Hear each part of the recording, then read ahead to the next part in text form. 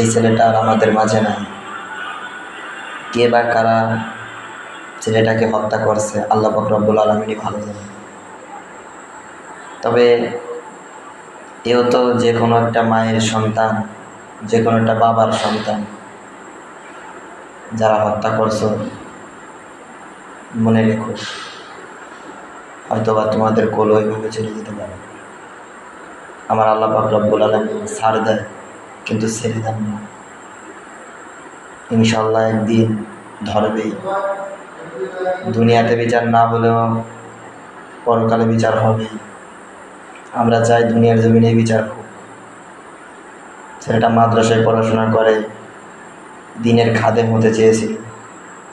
তার লেবাসটা দেখেই তো পরাণ জড়িয়ে দেয়। জানি না কার মাথায় কি বুদ্ধি ঢুকছিল। আমরা চাই এর একটা বিচার হোক, যাতে আমাদের সকলের ভাই বোনেরাই নিরাপদে থাকে।